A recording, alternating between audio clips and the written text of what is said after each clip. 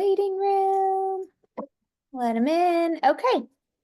Happy Thursday. Thanks for being on. Today we are going to be talking about growing your leadership.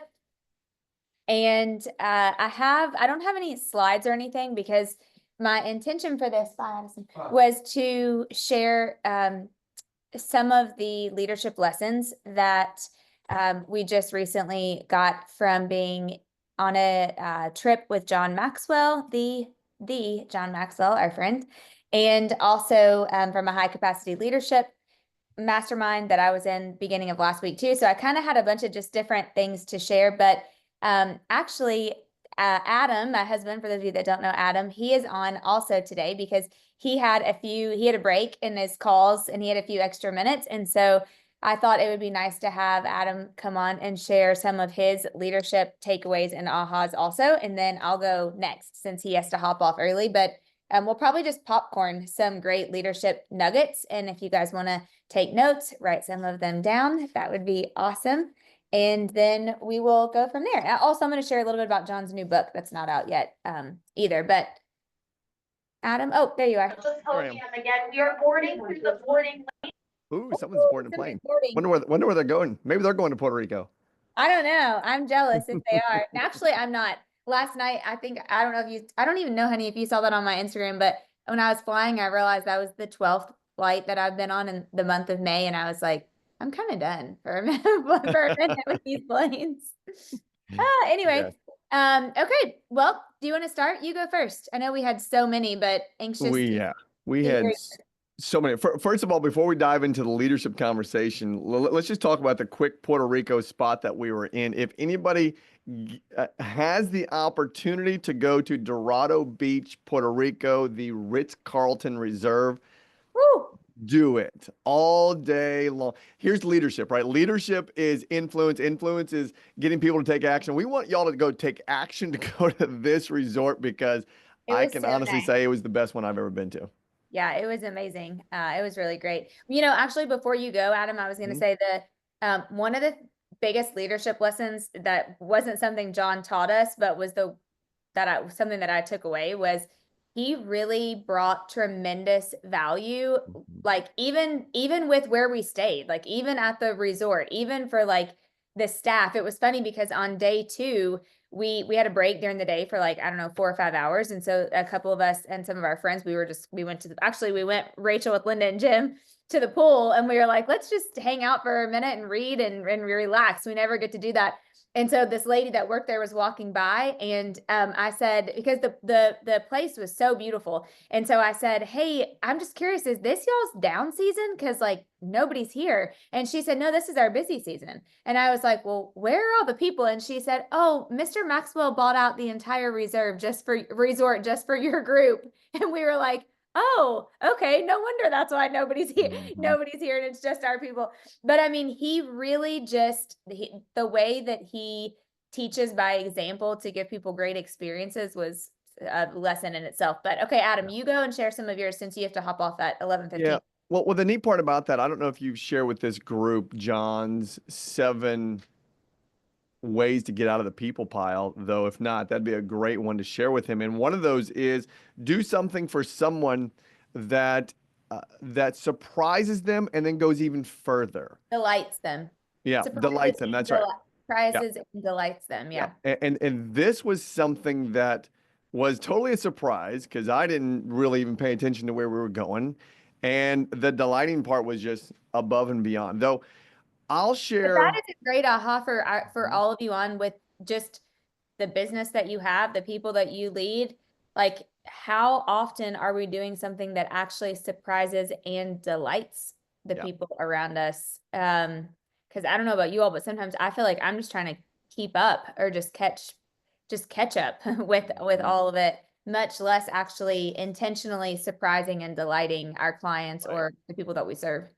Well, the first thing that I would share here with everybody, since this is a leadership conversation, is let's define leadership. Let's take our experience here with John, specifically this one, and let's define leadership. Well, John says that leadership is very simple. It's influence, right? Nothing more, nothing less.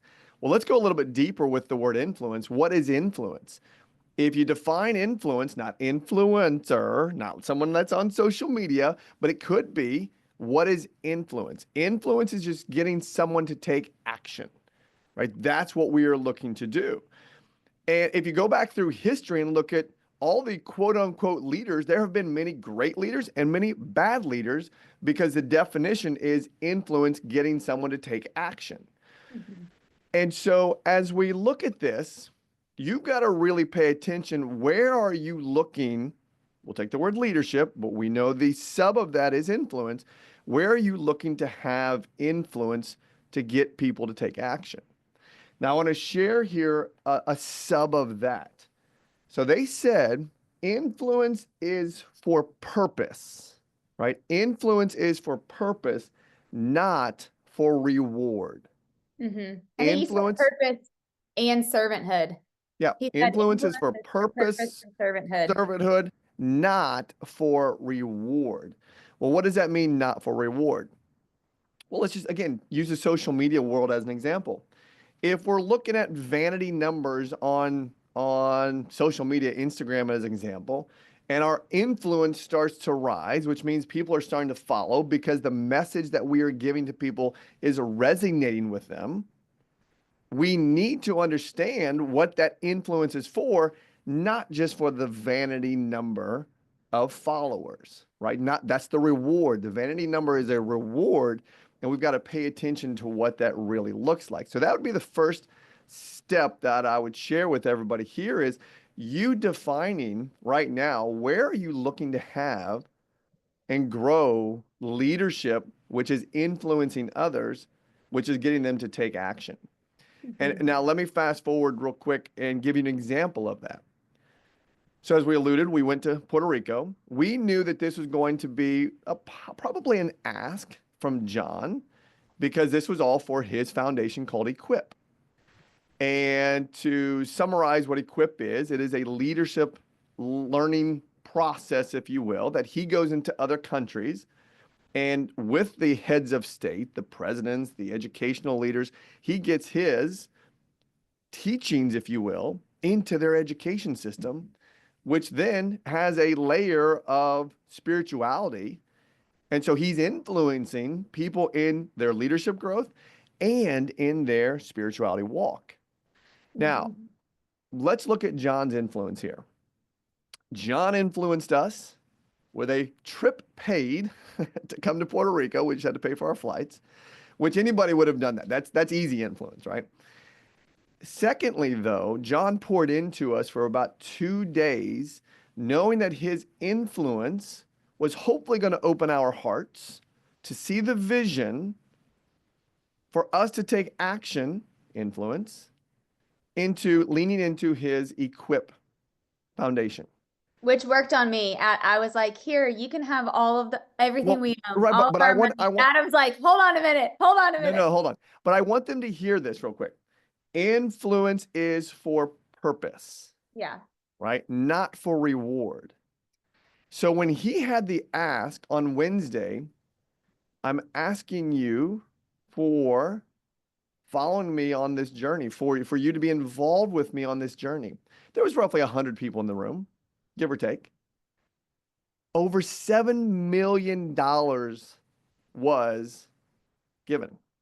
Over That like seven that day. Yeah. The last. $7 million was donated, y'all, with no expectations of anything in return.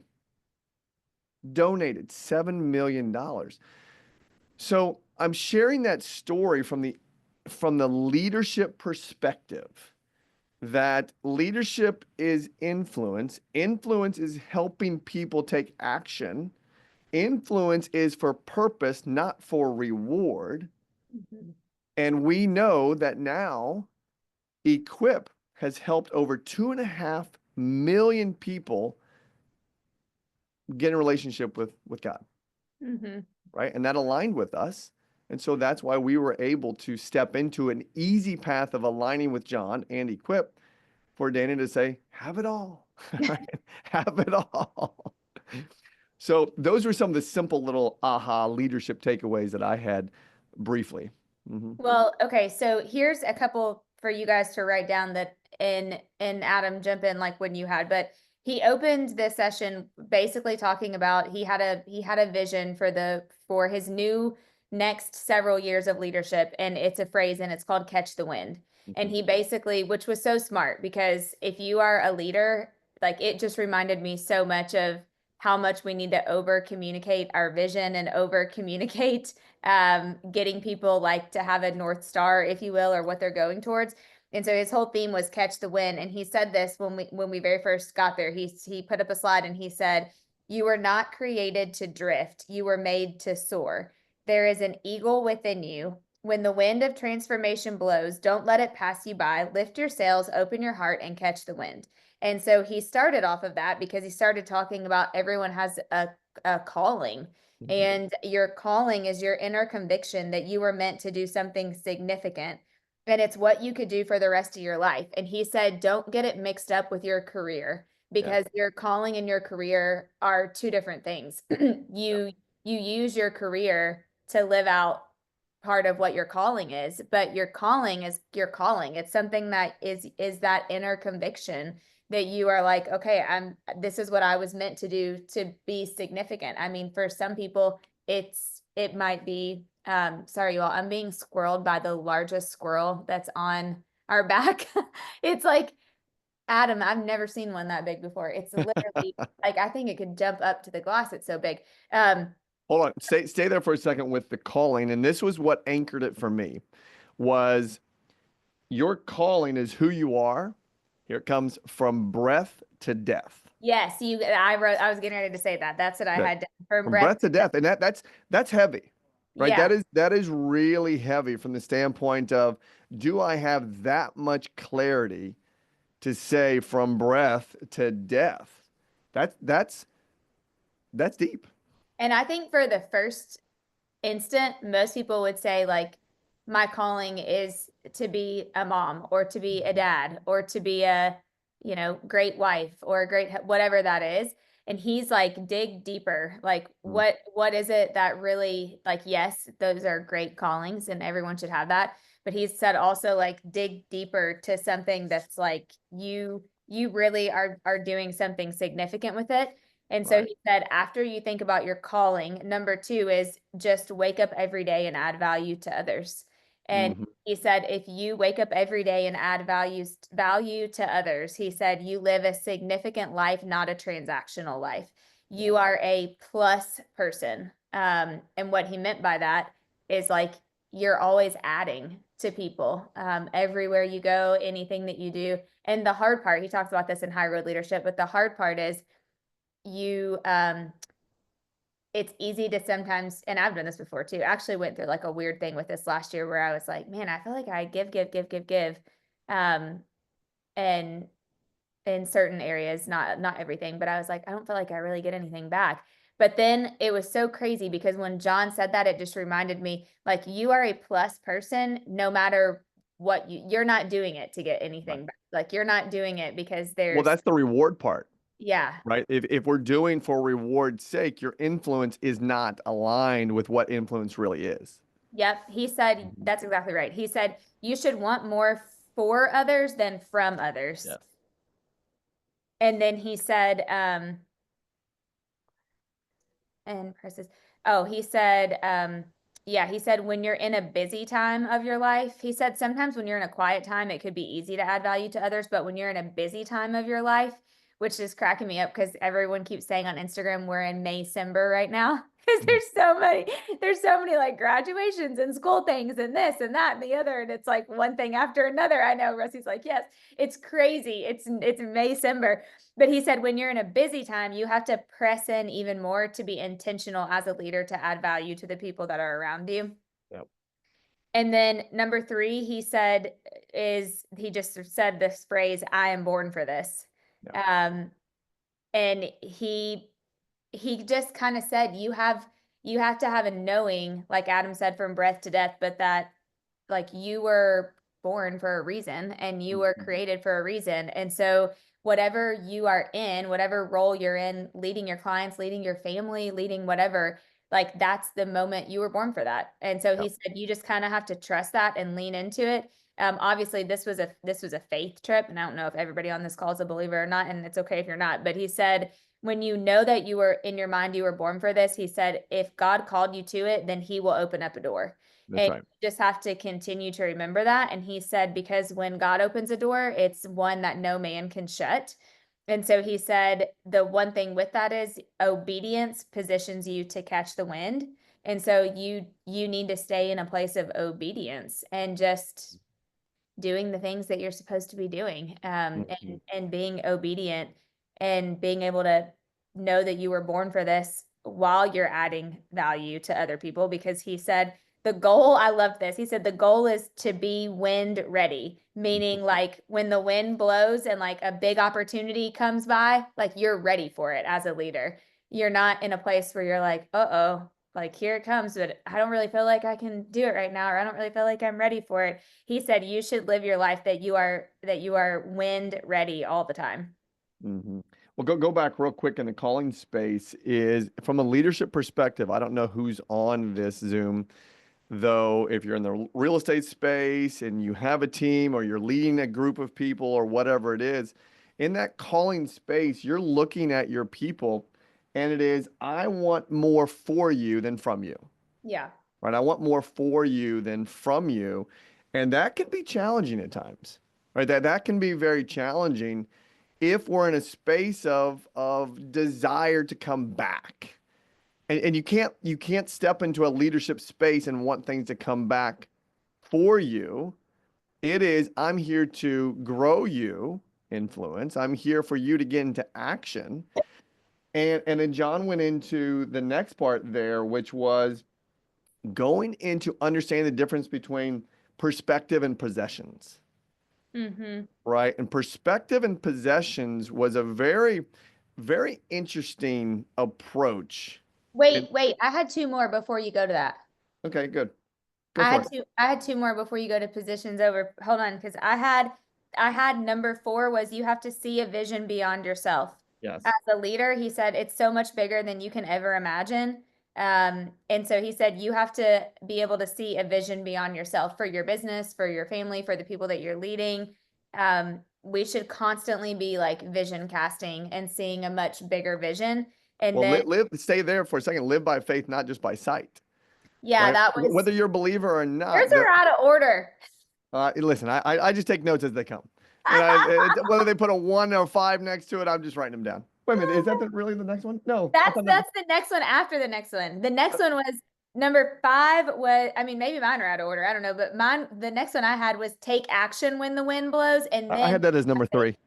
okay, and then live by faith, not by sight was Listen, after. I know you got distracted. You were sitting next to Brandon Lake, and it was just like y'all were singing together, and I was paying attention to John. Maybe mine are right. That's a strong possibility. No, I was actually sitting next to Linda, so she was probably Oh yeah. distracting me. Keep Uh, going. Sorry. we were probably talking about the colostrum we were drinking and this and the supplements and everything else that we Yes. had. But no, he said take action when the wind blows was after seeing a vision beyond yourself, because he said opportunity without action is just potential. And he Yep. said some of us as leaders need to get off the sidelines, like, Mm. which reminds me of what Linda has always taught me, which is activity breeds activity. Yeah. And he said there are many of us right now that just we need to take action. Like we need to stop thinking about it or dreaming about it or like planning for it. We need to take action. And honestly, I was really convicted when he said that, because some of y'all know, but I've been trying to write a book for like 2 years. And everything else keeps getting in the way of it.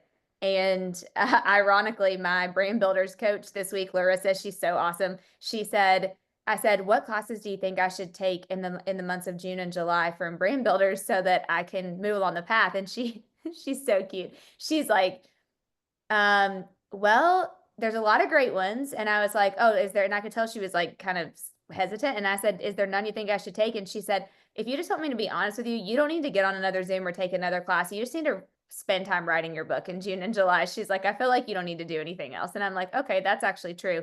But it's right, because what he said, opportunity without action is just potential. Yep. And so I had that one before, honey, before your live by faith, not just by sight.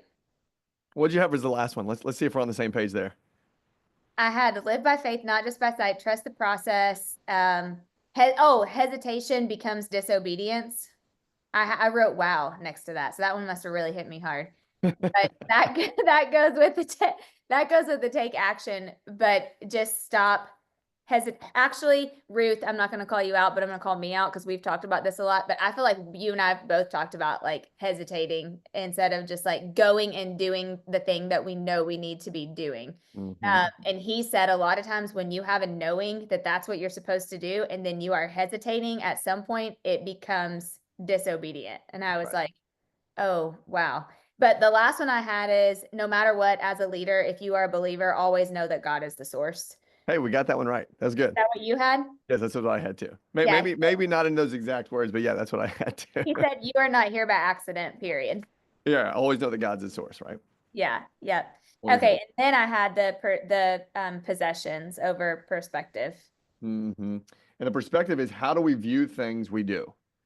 Right? How do we view the things that we are doing right now? And the possessions is just as it sounds, right? What possessions do we actually have that we believe are ours? And from a leadership perspective, we do have to look at this. We do have to think what is mine? What do you, oh, we got that do or do not. That's Yes, good. I love it. And I'm not sure why, Chris, your Zoom face is still Santa Claus. It is literally cracking me up, though. I'm dying. But that's so true. Do or not do, there is no try. I love it. hmm and honey, do you want to? Because I know much what a dog lover you are. Do you want to share the dog diary with the cat from a perspective standpoint and possession standpoint, more from a perspective standpoint? Do you remember that one? Wait, I don't know what you're talking about. Okay, good. I'll give it. You go. And so if we're talking about then the perspective, right? What is perspective? It's how we view things and how we view things, we do things is basically what they said. How we view things is how we do things. So he says from a dog diary standpoint, a dog's diary in perspective looks like this. This is the dog's language. I woke up today next to my person. This is going to be the most amazing day ever. My person woke up and put some food in a bowl. This is the most amazing day ever. Wow. Now I get, oh my gosh, my favorite ball is right next to my food bowl. This is the most amazing day ever.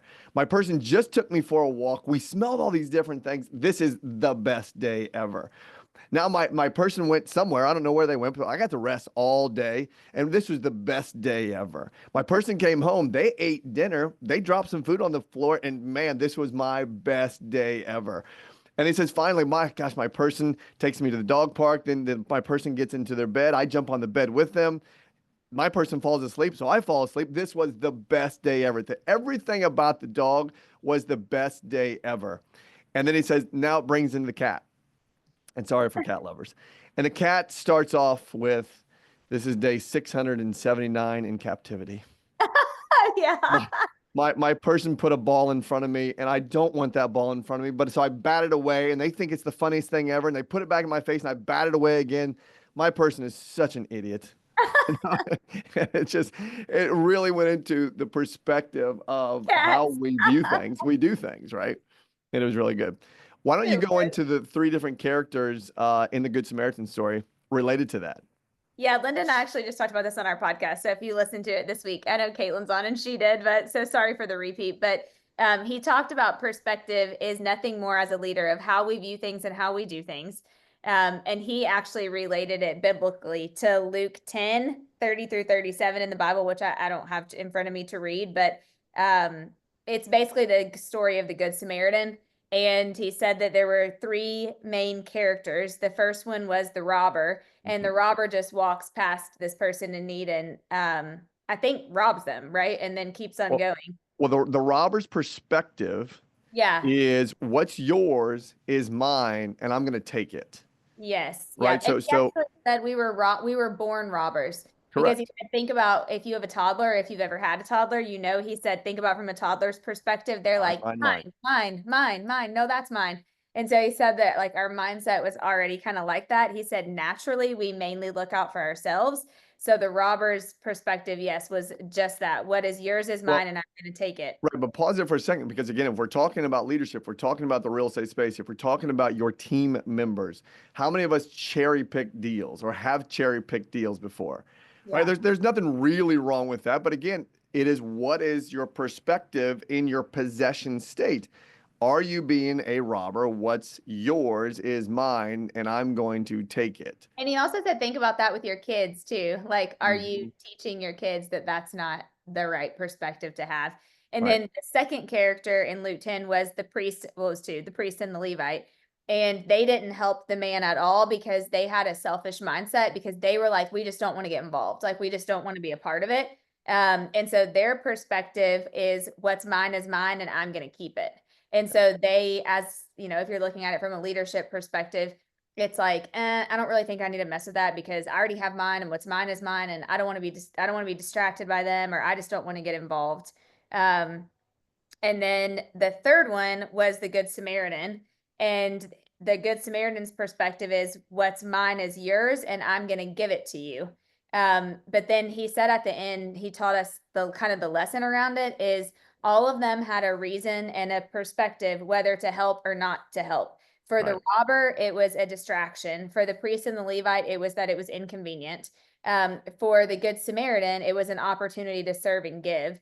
But he said that what our perspective should be, especially as leaders and for sure for people of faith, is what's mine is not mine, and I'm just going to manage it. That's right. And he said, when you get that perspective as a leader, like actually you could look at that as just the people that you lead. You are just stewarding those Hmm. people, really. Hmm. And you are just managing, even with like your family. I mean, you like God gave you your family, and so you're just managing your kids or whoever. I mean, you can look at it from any perspective, but from a business perspective, like your clients, I mean, you have your clients and really you should just be stewarding them and managing them well.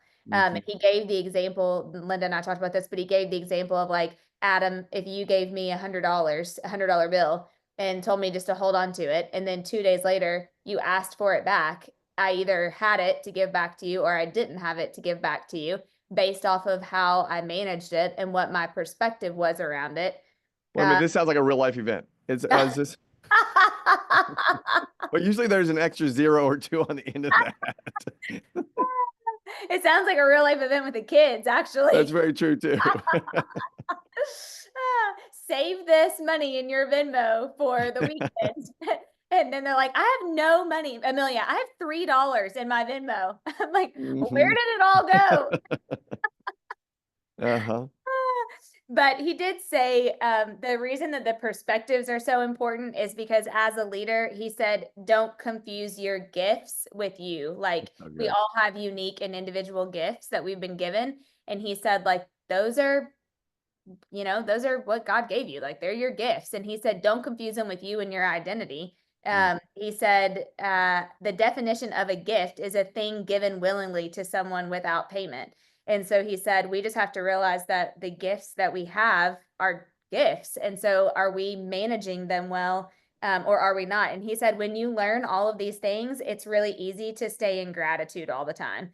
He Yeah. said it's easy to be courageous and bold. It's easy to just be in gratitude. And he said, especially like right now, he said John's so funny. He's like, he thinks both sides of political parties suck. He's like, we have horrible leadership all throughout our country. He's just like very, he says he's leadership sad is the word that he uses. And I definitely don't disagree with him. But he said right now he feels like so many leaders need to adopt the servanthood and stewardship mindset and stay in like more of a place of gratitude and find things that they have in common with people instead of going straight to the differences that we Yeah. have. He said he feels like, and I agree with that. He said if you put two people, like if you just like just as an example, let's just say you put the biggest Trump lover that you know in a room with the biggest what was his name? Biden lover that you know, which actually real life story happened in our household 2 years ago. And it was It was interesting. Adam's stepmom and my mom. And let me just tell you that neither one of us want to relive that moment. But John said, Adam, do you remember that? Oh yeah. I called you. No, I texted you. I was like, get home. And then Mhm. you got home, Caitlin will remember. And they were in the living room. And I'm like going like this from the kitchen, like, stop, you And they were guys. both clueless. They were They were both so clueless. clueless. But what John said is if you put the biggest supporter of each party, just say in a room together, and you ask them to find how many things that they had in common, he said that immediately they would have a completely different outcome of the conversation than if they just went right into the things that they disagree on. Yep. And he said, as a leader, like, how often are we trying to bring people together and find out what they have in common, as opposed to like, okay, what are we not on the same page about, or what do we disagree about? It was a really Well, good. stay there for just 1 second from a perspective standpoint. Wherever everybody is in their walk of life as it relates to achieving their successes, right? We've all achieved many things throughout our lives, personal, business, spiritual, physical, financial, whatever it is.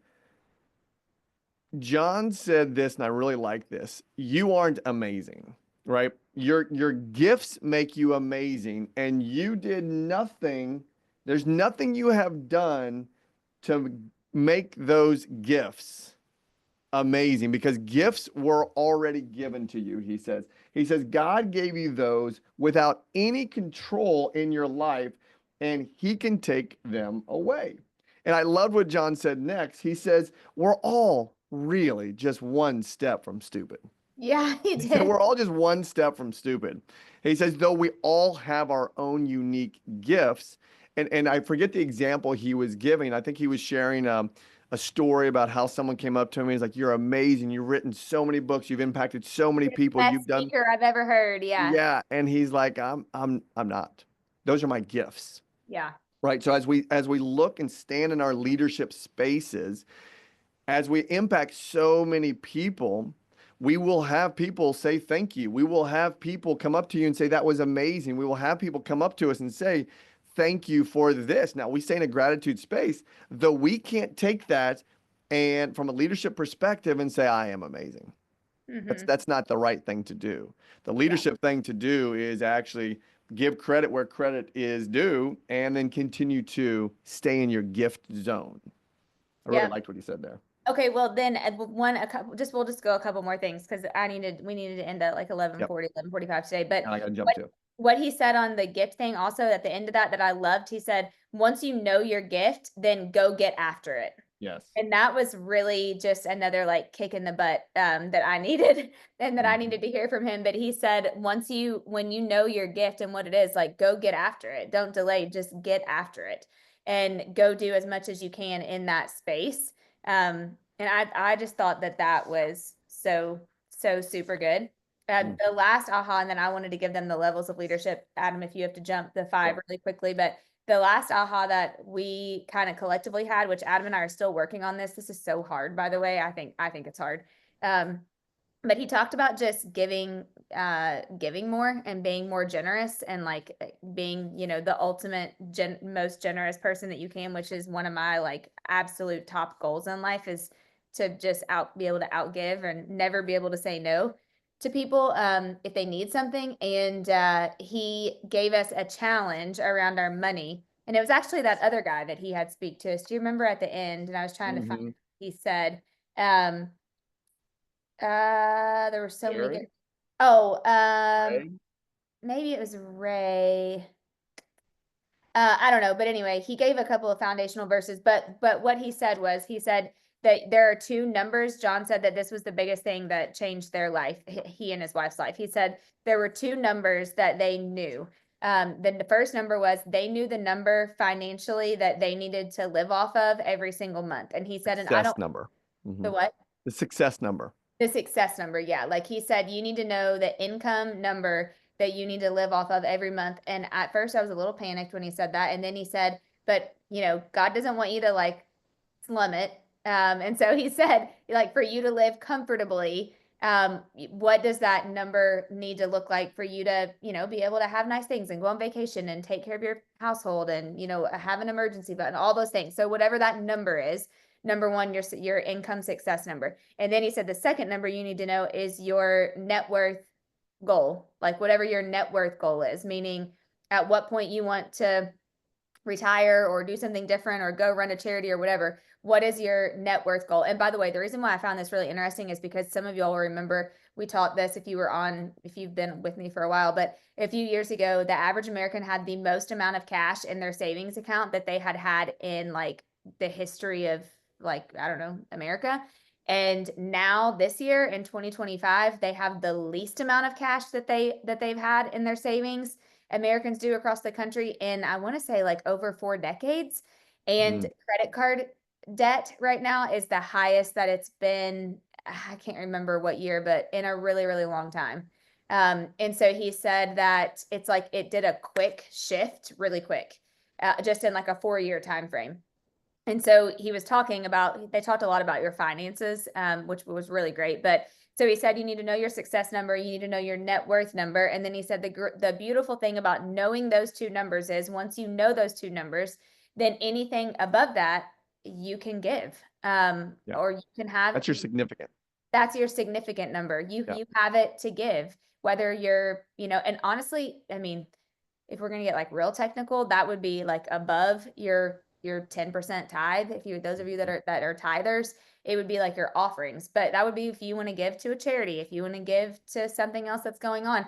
But he said the reason you need to know those two numbers, and this is so true, and I mean, I'm a little bit embarrassed to say it, but I mean, if you don't know that number, even as what I believe I'm a decent giver, you spend it. I mean, you're Yep. like, let's go on this vacation. Let's do this. Let's remodel this bathroom, or let's get, if you're right now, we're re-landscaping. I mean, That light behind you that keeps that candle hot all day long. I mean, it's not necessary. We have candles that you can light. We don't need a light that lights the candle all day long. I mean, but that was above the number, right? Caitlin and I would argue that you do need those because they make the candles last longer. But the wax melts slower, but no. See, told you. But the reality is that it is true. I mean, you guys know it. And even if it's like you buy another rental property with it or whatever you do, you still figure out a place for it to go. Right. And so I loved that he gave us a couple questions. Like he said, one, are you fully living out First Timothy 6, which is basically like te- where God, the only place in the Bible that God says test me is with our finances. And so you can go back and kind of read through that. But he said, are you holding on to it? Or are you being generous to expand? Number two was like, how much is enough to Mhm. support your lifestyle, your financial goals, your family goals, your legacy plans? Like how much is really enough? And that's knowing your number. And then he said, what are some ways that you can give of your increase, not just your income? And with that, it's like time is a big one. Can you give more of your time? Time, resources, Yeah, money, all the above. resources. I mean, do you have like one of the things I love that I think this was one of the things I thought of about this, but and Rachel, you kind of know this too, but one of the things that Linda and Jim McKissick do that I think is so great is their house is beautiful. They have like a 4-story huge house in Texas, but their church uses their house for like retreats and small group events. Like they donate their house to the church for them to be able to use for like group things and stuff. And I was like, that's a great example of giving of your increase. I Mhm. mean, or doing something that's above because it's a resource that you have that could help somebody else. So there's tons of ideas, tons of things that you could do. But that was a big one for me. That was a big aha. We actually sat down and tried to come up with our numbers. We got kind of close, but we never finalized, I don't think. Did we? Well, there was a few things that got in the way. I think there was a bag that you wanted, and I think there That might is have not been true at all. He is 100% lying. That is not true. But in all seriousness, it was very, very clear and concise. Yeah.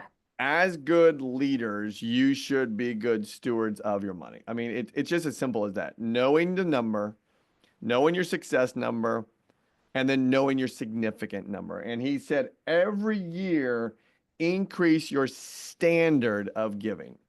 Your income will continue to grow, though you already know what your success number is. Yeah. So as your success number relatively stays the same and your income continues to grow, if we're talking financially here, your success number stays the same. And what he says, every year increase your standard of giving, time, money, resources, whatever it may be, that needs to continue to grow. And then he didn't say this, but I've really internalized this, that your that area should probably exceed your success number over time. Yeah. Right. Yeah. I have on my one sheet to give $1 million when I turn 55. And that Up. is we got 7 years, honey. 6.5 years. That is a legit feeling, because then that number will be greater than what our success number is. Oh, that's a lot of bags, Adam. Yes, it is. Okay, the last cut just on the heels of that. Sorry, there are so many. I mean, we There's had so so many much. notes, you all. We have pages, so I'm just kind of trying to flip through. But one thing that I just thought of that he said on off of what you just said, Adam, is he said when, and this is not just with your money, but this is with time. But he said, especially as a leader, commitment is what separates the players from the pretenders. Yes. And I thought that was so good. He said, when people commit to something, he said, that's what separates the players from the pretenders. Mm-hmm. And so he said, as a leader, are you actually stepping up and committing? And what are some things that you might need to actually just commit to, so that you can up your leadership game, and so that you can be living more in insignificance than success. Yeah. And he just said, John's so funny. He's like, I can spot a player from a pretender from a mile away. And he said, if they aren't willing to commit to something, then they're a pretender. And he's like, if they are willing to commit, then I know that they're a serious player. And I was like, man, that's good. Which is why we had to look ourselves in the mirror and say, what are we doing? Right? We've been following John for how many years, and we've always said we want to be legacy givers, and we had never stepped into that legacy giving space. Yeah. Yep. And so we had to have a hard conversation, not hard in a general sense, but in just an awareness thing to say, what are we? We pretenders, or are we real? And that's when we chose the right direction. Yep, absolutely. Yeah. Okay. There's so I got many. a jam. I know. Okay. Did you guys get some good stuff? Good notes? Was this helpful? Awesome. Awesome. Awesome. We'll have to do it again. Thank you all for being on. Yes, Appreciate thank you it. all. That was a lot of Thank fun. you, Rachel. I love seeing you on, Rachel. Yay. Thank you all so much. Have the best. Thank you, Rusty. Have the best rest of your week. See y'all. Thanks, everybody. See Bye. ya. Bye.